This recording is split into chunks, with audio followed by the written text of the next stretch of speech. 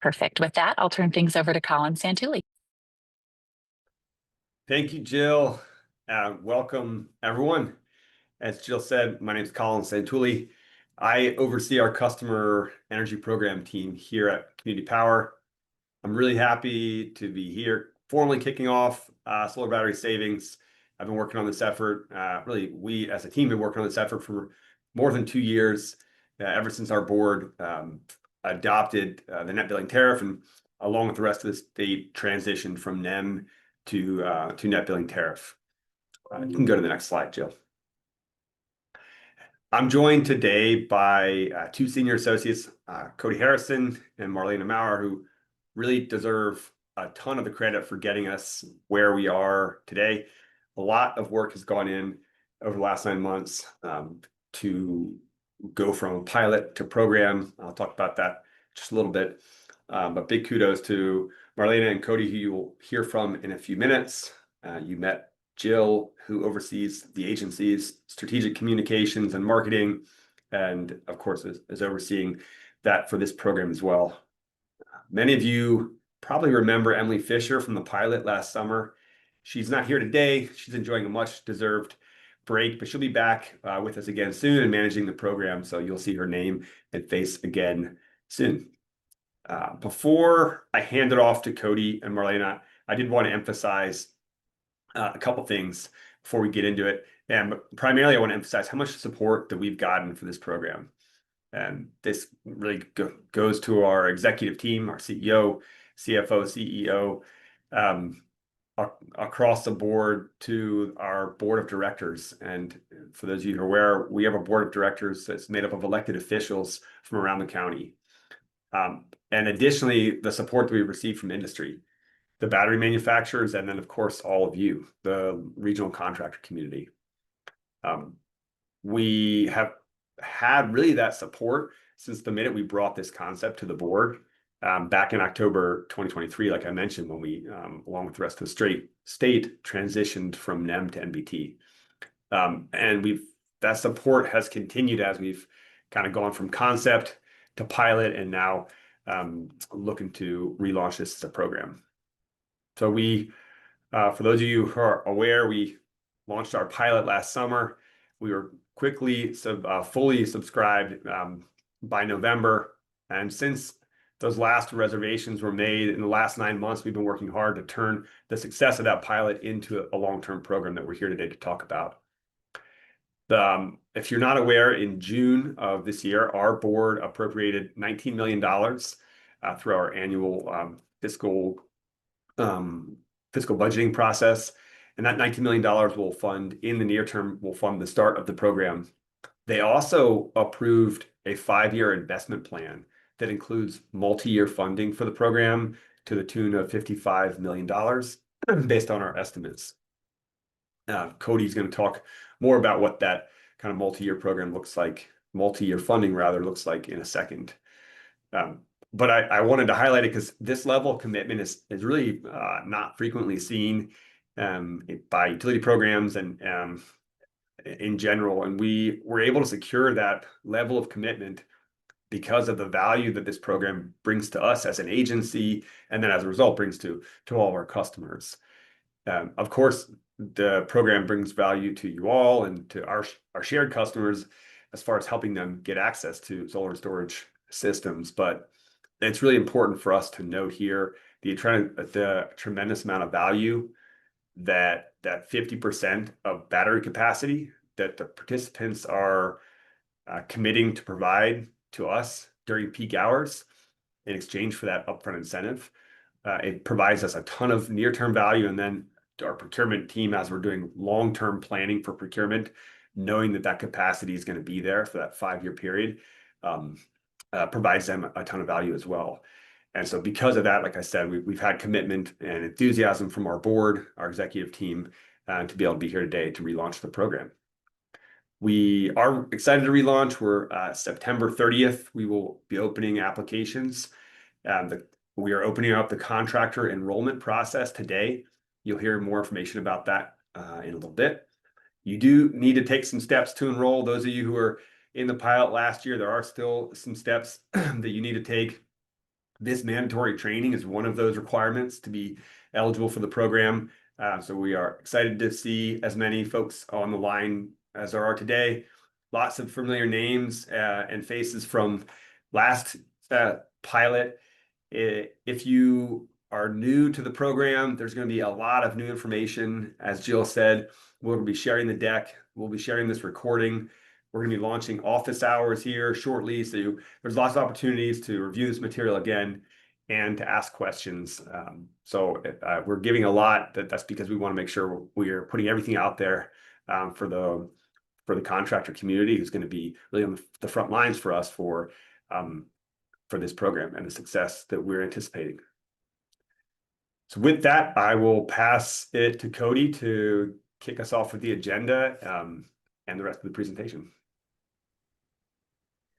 Thank you, Colin. Thank you to everybody who's joined us today. Like Colin said, contractors are a huge part of what made the pilot successful for those of you that did participate. And for those of you who are new to the program, welcome. And we hope that you'll be able to join along for the next step of this ride.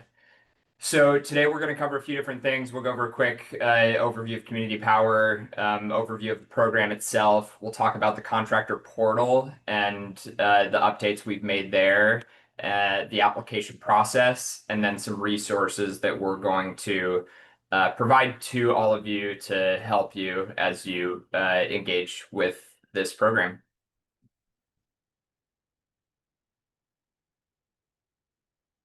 Okay, so San Diego Community Power is a not-for-profit public agency bringing cleaner energy at competitive rates. We are one of the many community choice aggregators in California, and we provide electricity to nearly 1 million customers in the area. We serve a good chunk of the county, the cities of Chula Vista, Encinitas, Imperial Beach, La Mesa, National City, and San Diego, as well as the unincorporated communities of San Diego County. So you can see the map there. We cover a significant portion of the local area. And basically what we do is we purchase the electricity from the generators, renewable sources, as much as we possibly can. SDG&E still delivers this power through their poles and wires and bring it to the customers who enjoy the cleaner power at the competitive rates that we're able to supply it for. Okay, getting into this program. So this program is all about bringing additional energy storage and specifically to store the solar that California has a abundance of during the daytime hours. So we're providing incentives to reduce the cost of these home batteries, and the reason we're doing this is because of the benefits this energy storage provides. So we intend for this program to help reduce the energy bill of the participants. We want to reduce the on-peak imports that these customers have to bring in from the grid between 4 and 9, as well as for those that are interested in doing so, to enable them to leverage the more valuable export credits during that on-peak period. We aim for participants to be able to take advantage of both the upfront rebate that we provide, as well as the additional 10 cents per kilowatt hour that we pay out as a performance incentive for the energy that's discharged from the battery during our dispatch windows. And then to support the local grid, reduce the pressure, reduce peak demand, and improve grid reliability, things like that. Next slide. The program goals for the relaunch here are similar to the pilot with some additional aspects to it. So we really want to support the adoption of solar and storage in single-family homes with an emphasis on new systems. We want to direct a significant portion of the funding toward communities that have historically been underserved by the solar and storage industry.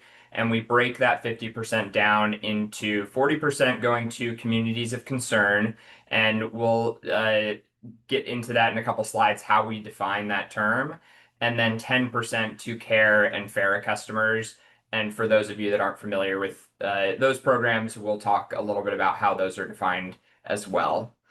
We want the program to support clean energy and grid reliability, and we believe that dispatching these batteries during the on-peak period will help do that. We're storing the excess solar during the day, basically increasing the value of that fairly low value daytime solar. And by dispatching it in the evening, increasing the value for the customers while also providing these benefits to the grid. We want to strengthen and maintain relationships with our customers and the industry, as well as supporting local contractors such as yourselves. We aim to deliver bill savings to program participants. And then we also want to find ways to stack funding and allow participants to maximize benefits via other programs such as DAC/SASH or DSGS and things like that. So we're exploring ways that that can be done as well. Next slide. In terms of the program incentives for the relaunch of the program, they're similar to the pilot with some important changes. So we no longer have a separate incentive for the solar system. We've sort of baked that part of the incentive into the storage portion. And then we break this up by market rate and non-market rate. So the non-market rate would be anyone who is either in a community of concern or is a Carefera customer. And again, we'll get into that a little bit more in a couple slides. And then we also break this apart by existing systems versus new systems. So an existing system is somebody that already has solar. A new system would be they're getting solar for the first time. And so you can see here the range of incentives from $250 per kWh of nameplate usable capacity all the way up to $500 per kWh. And then with this additional 10 cents per kilowatt hour for the energy that's actually discharged from the battery during our dispatch window. And just to note the asterisk here, so it's up to those amounts. That amount could be reduced if a participant is taking advantage of other incentive programs. The amount could be reduced to factor that in.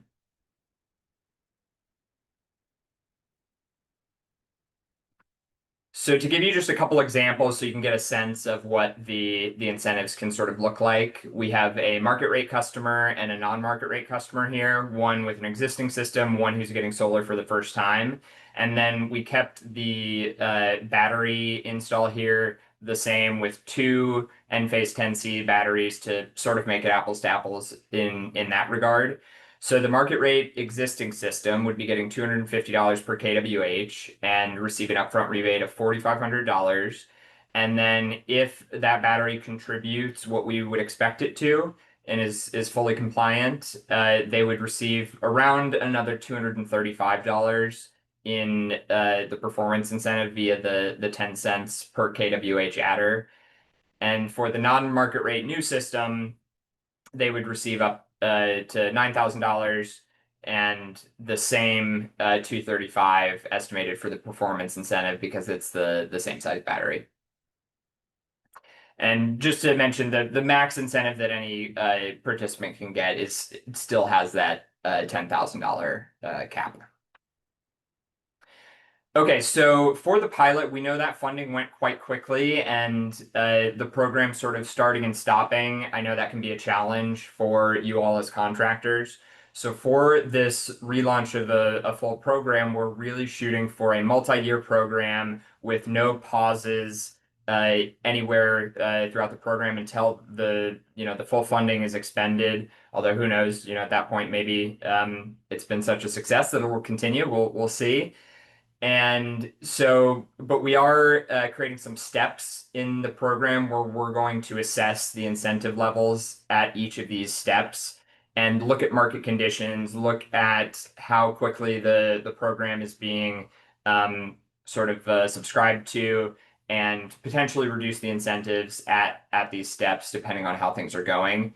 So as we approach one of the steps, we will communicate to the contractors where we're at and we will provide a specific transition date as we get closer, so you know exactly when the incentives will be changing if they do end up changing, and so that you can plan accordingly with your conversations with prospective customers. And so the steps are based on installed capacity, as opposed to the pilot where the tracker and the contractor portal was based on the monetary budget. This will have a similar tracker, but it'll be installed capacity this time. Next slide. In terms of the program operations and dispatch, a few important changes here compared to the pilot round. So we're moving from giving customers the option of either the 5-day or 7-day enrollment, and we're just going to do weekday only, 5 days a week to simplify things.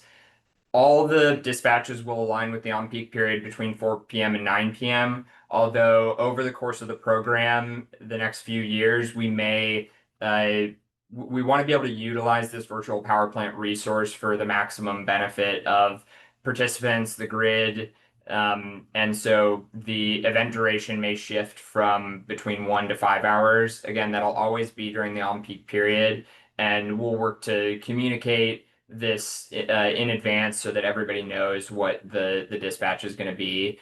And we do have a schedule that's fairly locked in for 2026 that we'll be sharing. Let's just go back real quick to the previous slide.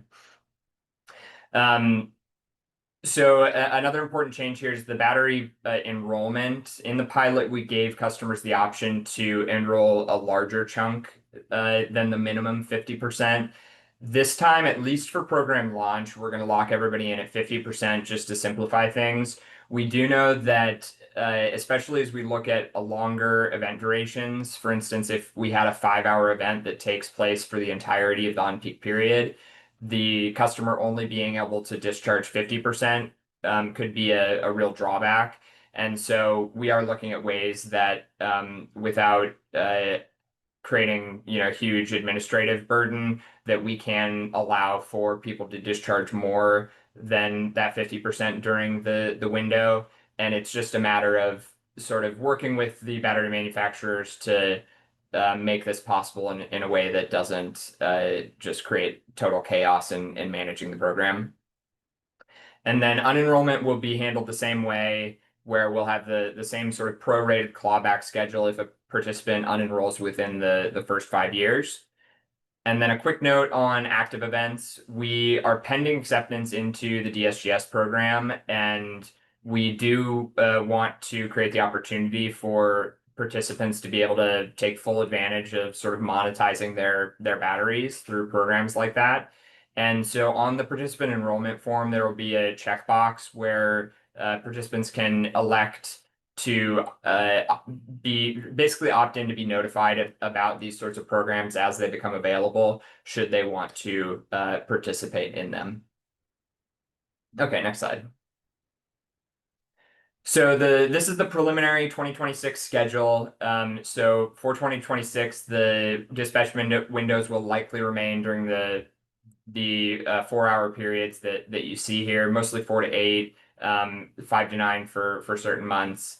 And then in future years, dispatch may become more flexible. And again, that's just to try to utilize this resource that we have for the maximum benefit of everybody. Okay, next slide. Okay, so Karen Farah, I assume that a lot of you are familiar with these programs, but for those of you that are not, the CARE program is the California Alternate Rates for Energy. It's a state program for low-income households that provides a 30% discount on monthly energy bills. And then the FARA program is a federal program for low-income households that provides an 18% discount on bills. And then we have tables here that show the income upper limits for different size households.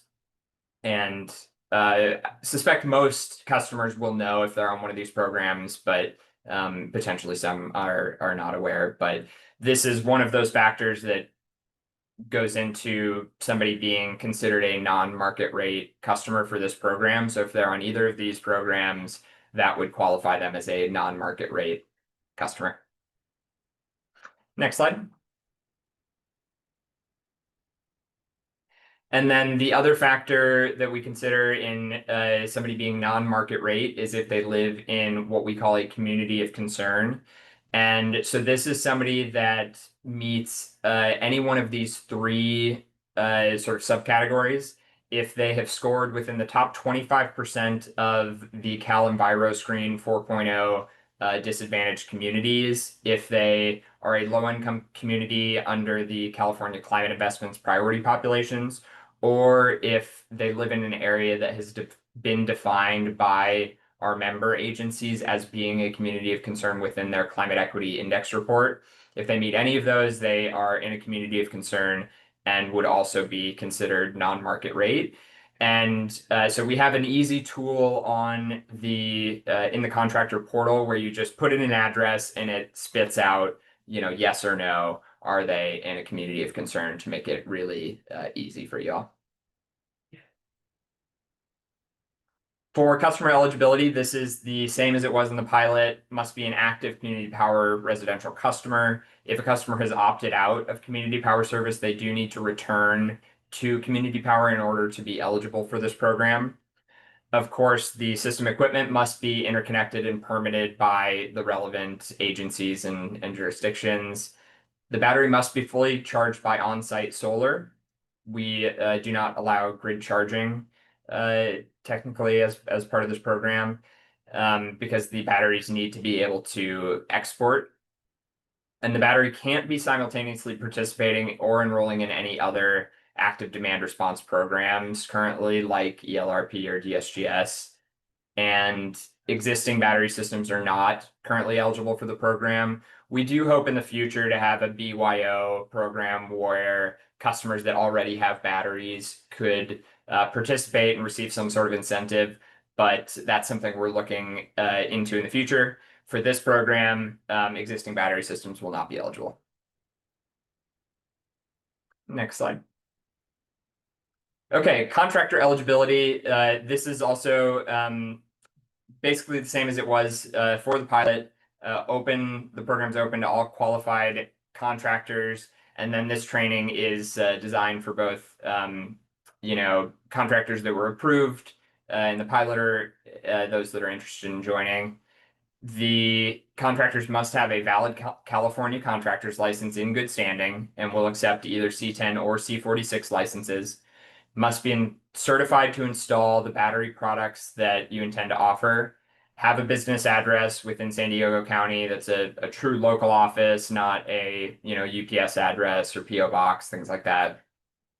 Need to have had 5 years or more in business under the same license number, 15 or more battery installations within SDG&E service territory, and then agree to follow the program rules and guidelines as outlined in the program manual. Sign the contractor agreement, including agreeing to a 10-year workmanship warranty.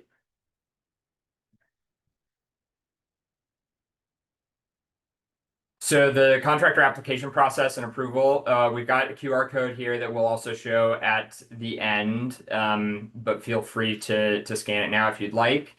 So the deadline for approval for the program launch will be September 25th. So you've got a couple weeks to get it done, and the process we've really tried to make as painless as possible. Shouldn't take more than a few minutes if you have your documentation ready to go. The application is a monday.com form that you'll fill out, and in that form you'll be able to upload the required documentation, provide your license information, provide a signed contractor agreement, and then we will review the applications as quickly as we can and notify you of your status in the coming weeks. Next slide. So for the enrollment windows in the pilot, they sort of had a rolling admission process, but to simplify the administrative burden on our end, we're going to be doing sort of application windows quarterly. So if you or someone you know misses this first window, there will be another one opening up in November. And then we'll follow each of those enrollment windows with another round of training as well.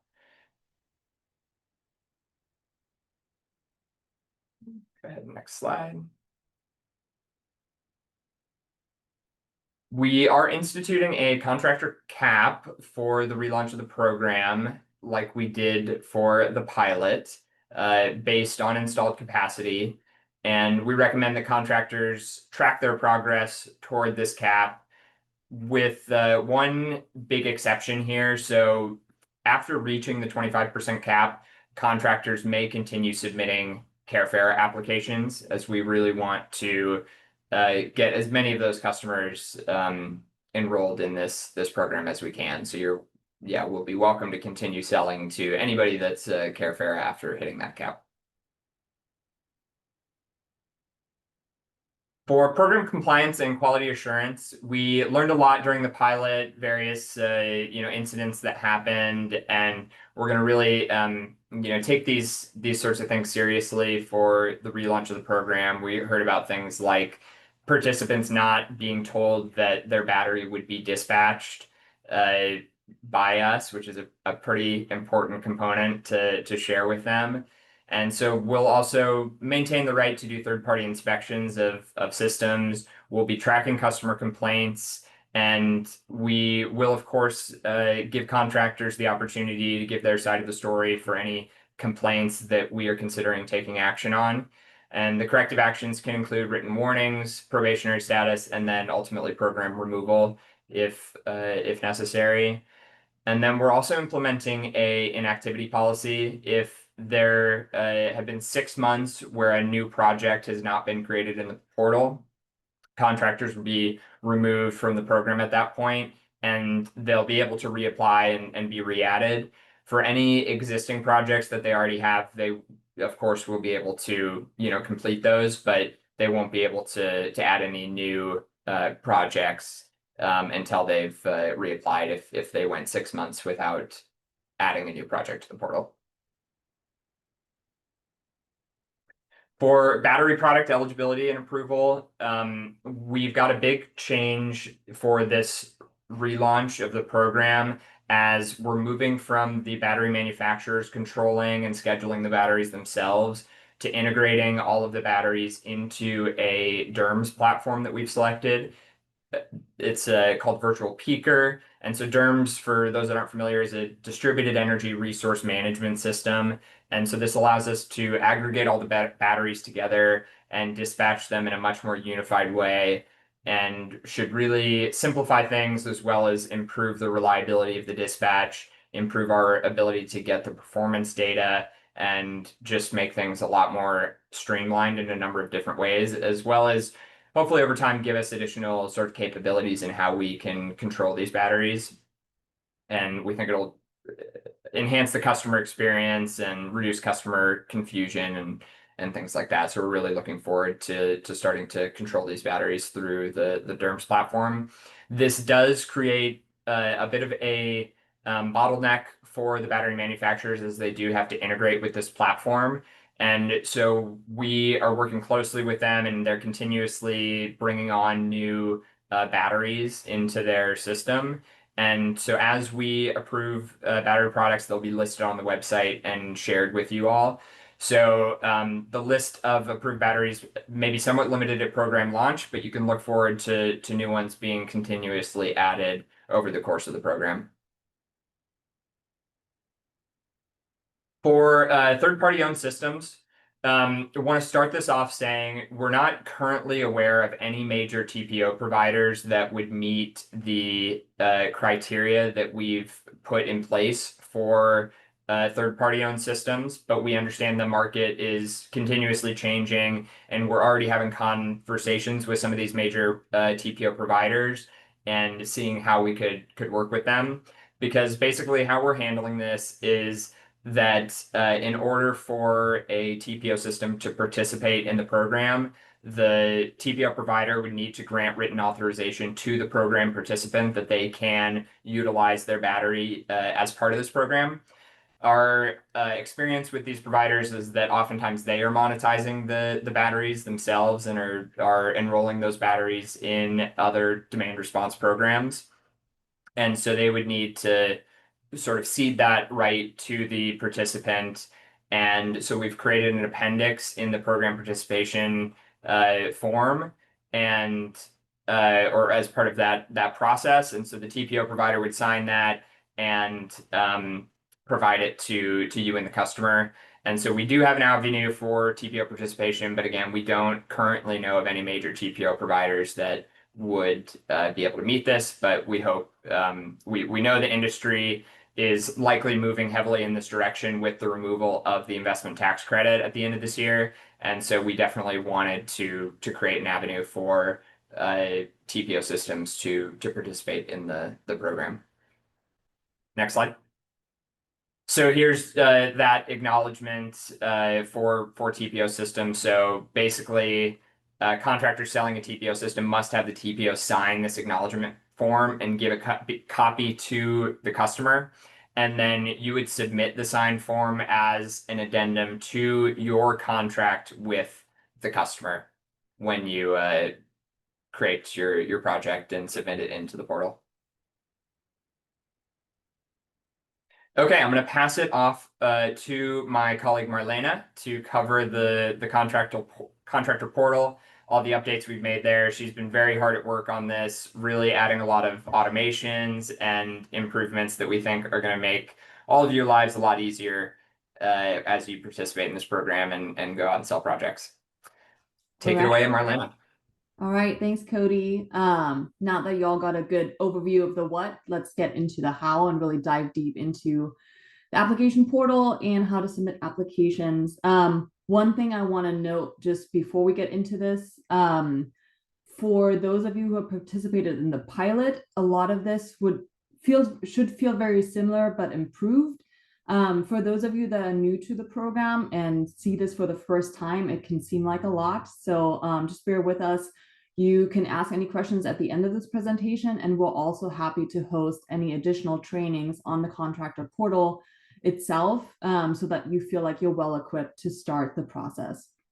So one note for all of you, if there's any contractors that have already participated in the pilot, then the website to enter the portal will be the same, but you'll see a new landing page where you can access the contractor portal that was for the pilot program on the left-hand side. So in case you still have any open applications, you could keep managing them there.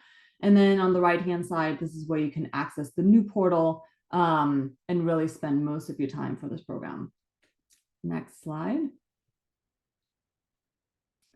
The portal itself will look very similar to those of you who are familiar with it. I'm just going to go over the general layout of the program, and then we're going to dive a little bit deeper into all of the different functionalities.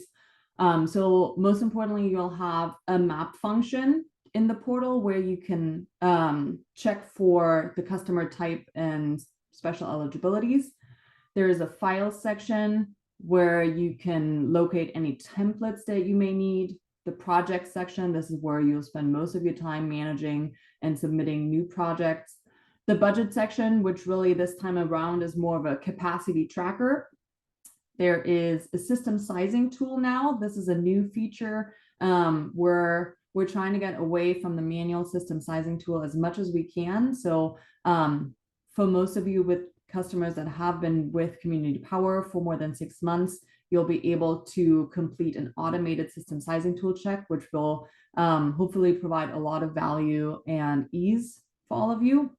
And then there's going to be an updates function where you can see any news about the programs, about new added batteries, or other important questions that we have answered in there. All right, hop into the next slide. This is the map function. You can type in your customer's address on the right-hand side, click on the search function, and then the map will locate a little pin on the map. And if you click on that, you can actually see whether this customer is a CARE or FARA rate customer, or if they're located in a community of concern. And so that will help you identify for what rebate rate somebody may qualify for. This is a very handy tool for you to use. Next slide. So now we're going into the system sizing tool. We have a demo version available for you. So that just means you don't need to start a project yet. Just on your upper tab, you can click on the system sizing tool. For the automatic version, all you need is your customer SCG&E account number and then the system specifications. You can type in whether or not there's existing solar or new solar that will be installed and what kind of battery product they're interested in. So you can enter all those details, click on analyze, and then within about a minute or two, it runs a data check and then will produce a pass or fail result. If you have a new customer, someone that hasn't been with Community Power for more than 6 months, we don't have enough of their consumption data available. In this case, we'd ask you to go back to this manual version, which is an Excel-based system sizing tool. Those of you who participated in the pilot program will be familiar with this. So this is available under the template section. You'd have to pull green button data from your customer, enter the zip code and some of the new system information, and then there's an output tab in this Excel sheet, which will also tell you whether or not the system configuration meets our sizing requirements. So the one note on this is that we please ask you to run this demo version, whether or not it's automatic if the customer has been with Community Power for a while, or if it's the manual version, please run it ahead of time before you finalize the contract with your customer, so you can ensure that the system that you're proposing meets our sizing requirements and that you don't run into any issues once you actually submit your application. Next slide. Under the files section, this is where you can find any of the templates that you may need. So some of the OEMs require separate terms and conditions to be signed. Those will be hosted here under the templates. You'll also find the manual system sizing tool that I just referenced. We are also developing a portal user guide. So this will be a PDF that just has step-by-step instructions and tips on how to use this contractor portal. So that will be available for you for referencing. And then there's going to be a data authorization form. That is something that is required to be signed by your customer if you pull their SDG&E green button data. All right, moving into the projects section. Next slide. So here on your projects tab is where you will likely spend most of your time. This is where you can add new projects to start an application. And it's also where you can manage any of your existing projects. Next slide. Now getting into the budget, so to say, which this time around is more of a funding step tracker. So as Cody mentioned, we're going away from simply monetary budget to tracking our program goals in installed capacity. So we will have, it's still going to look like your same funding pie chart, but instead of dollar amounts, it's going to track up to the 30 megawatt hour goal per funding step. So you'll see how many projects in capacity have been reserved, how much have been paid, and what is remaining. And so this allows you to track on your own how close we are to fully completing a funding step. Around 75% of completion, our team will then evaluate what we're going to do in the next funding step, whether or not we're going to adjust incentive levels or not, and then also announce a transition date. But this tracker allows you to kind of keep track on how fast our project's going and most likely when we will be moving on to the next funding step. And then on the updates page, you will see, yeah, pretty self-explanatory, any updates about the program. We'll post any newly added batteries that have become available here. Also, any summaries from our weekly office hours will be posted here, things like that.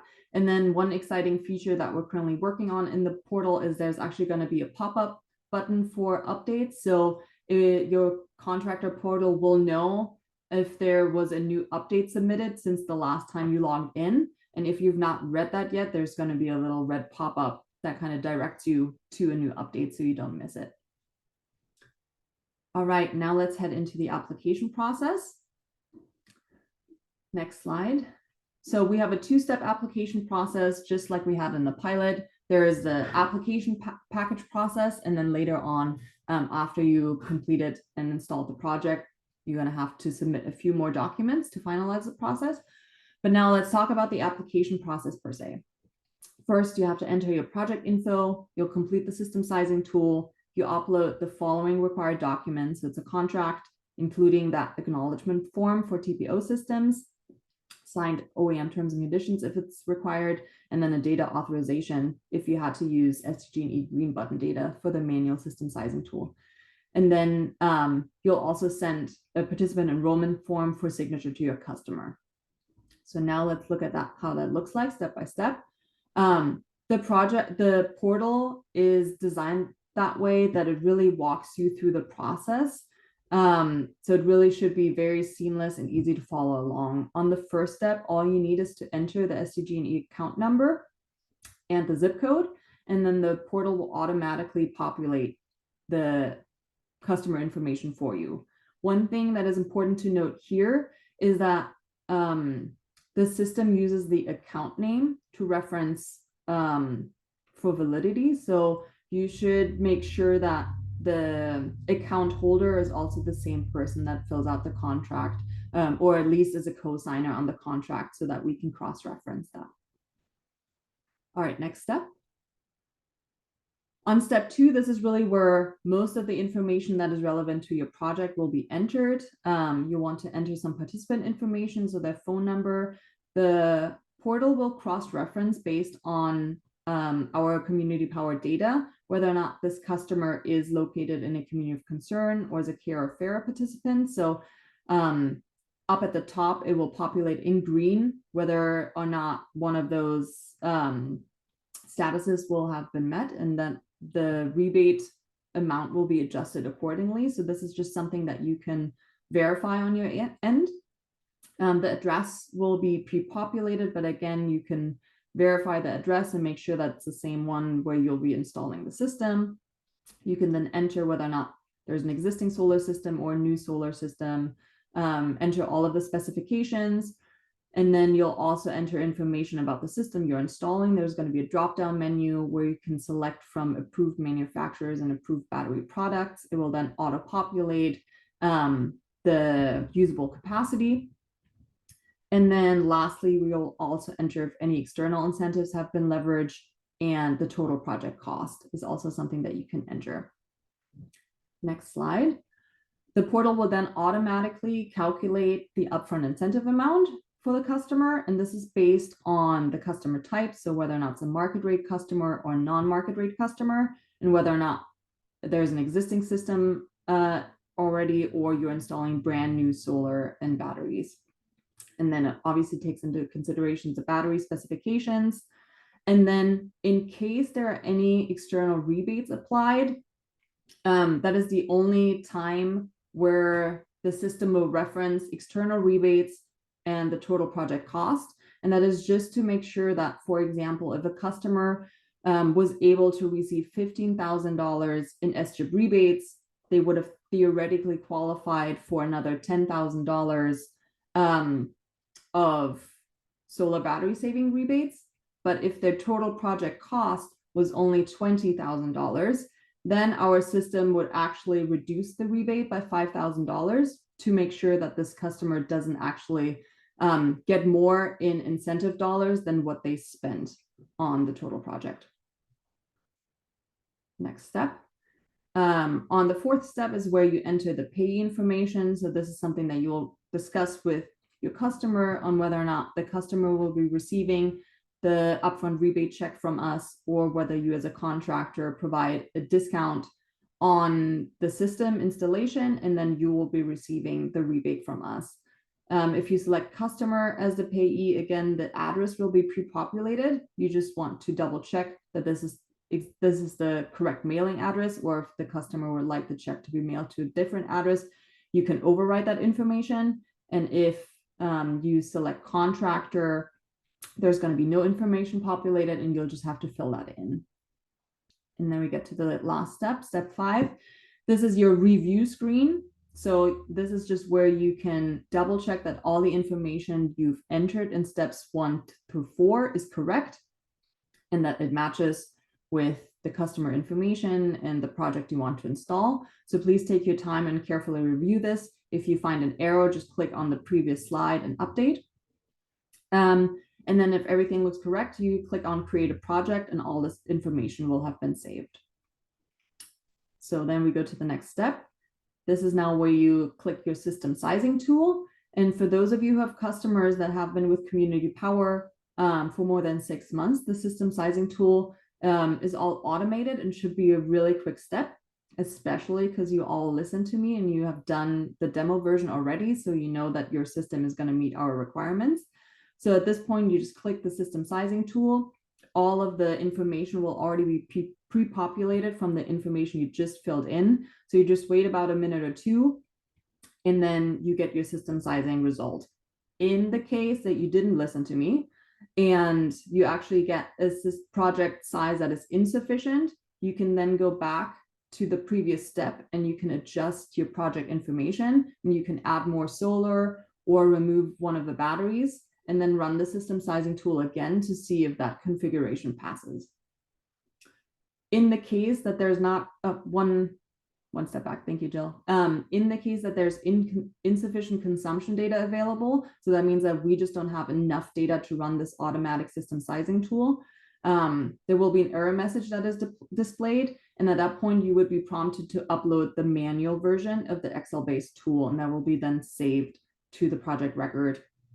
If you have a completely new customer or a new built house where there's not even SDG&E consumption data available, we would just apply a battery ratio, which would be that the battery capacity must not exceed 2.5 times the size of the solar system. And so in this case, you could just upload a blank document to kind of fulfill this requirement, and then our team on the back end will check that the ratio meets our requirements. All right, next step.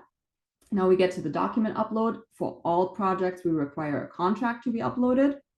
And then if applicable, you would also upload the TPO acknowledgement form, any OEM terms and conditions, and a data authorization. And now to the next step. Now this is our last part of this process. And this is something that we're very excited about this time around. We've automated the participant enrollment form. It will be pre-populated with all the information that you've already filled in the contractor portal up to this point. You just click a button, and then this PDF will be sent to your customer, and they can sign it. It gets right to the email, to the inbox. In case they don't sign it right away, they'll also get a reminder email sent to them. And once it's signed, it automatically gets uploaded to the project record. So at the time that you click to send off this participant enrollment form, you're off the hook, so to say, and you officially completed the application process. Next step. So that's just a note on project tracking. For any application that we review and we find that something is missing, we would reject it, and you will get an email asking you to make corrections. But just in case you missed that email, you can also always go into your contractor portal and just check the projects tab and review the different statuses. This is where you can easily see if any of the applications needs any attention from you, any document that needs to be updated, or if it's moved into an approved state, at which point you can then proceed with your installation, or you know, if it needs to be extended, or if it's getting close to paid, so you can easily track where in the process any application is. Next slide. So now a note on installation and commissioning. Once you received official approval from our team, you can go ahead and start the installation process. You should restrict grid charging at the time of installation and set the batteries to charge with access solar only, and also set the system to be able to export both solar and battery. And then one note for any batteries that are installed on multiple meters or sub-panels, please provide us with notes indicating the exact setup orientation, including serial numbers and site IDs for each of the meters, to ensure that all of the batteries are controllable. So that's just something that we need to note in our system and give to our DERMS provider to make sure that all batteries that are actually incentivized through the program can also be controlled. All right, next slide. After you completed the installation process and received your PTO letter, you should submit your installation package. So this will include screenshots of the device unique ID. So that can vary by manufacturer on whether or not that's a serial number or a different unique identifier, we'll also provide updates. On that update section, we will provide a little note on what we expect to see for this for the different batteries that are approved in the program. You'll also upload your battery PTO, and then if any new solar was installed, you would upload the solar PTO as well.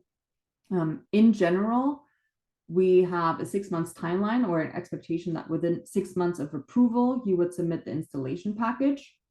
If there's any delay with your project, you can request a 6 months extension. So please make sure that you track this and you submit your extension request ahead of time, because the portal is programmed in a way that it would cancel your application if you do not submit a PTO letter or this installation package within 6 months of project approval.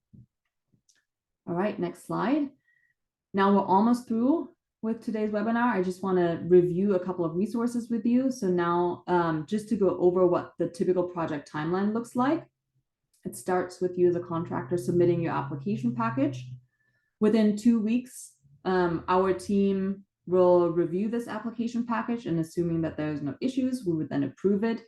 If there's any issues that we discovered, obviously we will send it back to you and require you to update that information. Upon approval of your application, you'll complete the installation and commissioning process. So typically that's 3 to 6 months, at least from what we saw in the pilot project. And then you would submit the installation package. Again, within 2 weeks of submission of those documents, our team will review and approve those documents that have been submitted. And at this time, we also begin the battery operationalization with the OEM and our DERMS provider. So depending on the OEM, this typically takes 1 to 3 weeks. Once the battery is operational, there's actually going to be an automatic email that is sent to the customer that tells them, okay, now your battery is officially enrolled in the program, and the VPP events would start at this point. And that's also the start of the performance period for the customer's battery. And then within 2 weeks of that battery operational period, the rebate payment would go out. Thank you, Jill. And now to the next slide. We are planning to host office hours. And that's very just a informal session where our team will be available for any questions that you have. You can just pop in. There's going to be a Zoom link that we'll share with approved contractors to come in, ask any questions, or just to listen in on what questions other contractors may have. And those will be Fridays from 9 to 10. And as I said, we'll send out a link to approved contractors ahead of time. And now for program marketing, the program is expected to launch September 30th, and we'll host a press event to build awareness and credibility with customers. We're preparing a contractor toolkit, so that will include ready-to-use resources for you to support your customer outreach and marketing of this program. We're working on a website update, which will have the approved contractor list. So this is where customers can go and then find you and contact you through that. And also the website will have a lot of other information that is helpful to customers themselves. And then this time around, something that we're really excited about is we're also going to be hosting customer workshops, likely in Q4 of this year. Those will be public sessions for community power customers to learn about the program, learn about the benefits of battery and solar in general, and kind of build awareness on their level first before they can then go out and find an approved contractor and start a project. So with that, we're wrapping up today's webinar, and we'd be happy to take any questions or go through the list of questions that have been submitted. Perfect. Thanks so much, Marlena and Cody, for all of your updates. We have been providing a few updates into the Q&A for folks who've asked questions throughout this morning, but wanted to go ahead and get a few questions addressed for folks as well before we wrap up today. Specifically, just want to confirm that applications for contractors to participate at launch are due on September 25th. The program is targeted to launch by September 30th. But first, would love to get a couple of questions out back to Marlena regarding the portal. Marlena, we just have a couple questions around the portal functionality. Is the portal set up to send email updates for every status change that happens in the portal? Yes, it is set up that way. We're currently working on streamlining this so that we're trying to strike a balance with you contractors getting portal updates when relevant, but not being flooded by too many updates. So we're striking a balance. And if you need more information or less, like we're happy to work with you on the final product. Great, thank you. And are you allowing multiple logins per company with the portal this year? Will that change be made as well? That is something that will not be available at launch, but something that is on our enhancement list. We really focused prior to launch on kind of the core functionality, but it is something that is in our pipeline and hopefully will become available within several weeks after launch. Great, thank you. Colin, I wanted to shift to a couple of questions related to specifically SGIP and whether or not if someone were to enroll a customer in solar battery savings, are there any potentially conflicting issues with SGIP funding? Yeah, absolutely. Happy to answer that. Jose, thank you for the question and the other interested contractors who have been watching SGIP. For those who are tracking it, you're aware that it's been the demand response requirement has been kind of a contentious item. And so I'm going to provide somewhat of a non-satisfactory answer in that there has been a proposed decision issued by the CPUC that removes the demand response requirement for SGIP, specifically the resiliency portion of SGIP, where there's funding in SDG needs territory. However, that's a proposed decision, and the commission still needs to adopt it to make it a final decision. So technically, until that is a final decision, there are no eligible demand response programs in our territory, and so there would be a conflict between SGIP and our program and SGIP and our service. We fully expect the commission will adopt the proposed decision, as is typically standard with proposed decisions and adopted decisions. But as of right now, that requirement for demand response program still remains in place for SGIP. And so there is a conflict at this current time. We're happy to talk through that offline, Jose. If you want to follow up, it can get a little bit nuanced, and so happy to have a follow-up conversation. Our contact information will be included. It's right there on the screen, actually. And so if you want to have a follow-up discussion, feel free to let us know. We're happy to do so. Thanks, Colin. We're coming up on time, but we do have a couple more minutes for some questions. Specifically, if a customer has just gotten started with the project before launch, can they still get started in the program if they qualify, or is that not possible? I'm happy to take this. We require that all projects have a contract execution date after program launch. So we do not accept any projects that have been started before the program launch. And part of that is because we want to make sure that all contractors and customers are on the same page about what are the requirements and the eligible products for this program. So yeah, please, if you think you want your customer to participate in this program, please hold off until the official program launch to sign the contract. On that note, Marlena, can contractors use the portal and sizing tool to qualify jobs ahead of September 30th launch? The portal will not be made available to contractors prior to program launch. We are opening up today the contractor enrollment period. We will then be reviewing applications, and upon approval, we will be sending out how to access the contractor portal, but at this point, that will not happen before program launch. Thank you. And for folks curious where they can find the contractor agreement? That will be sent out via email today.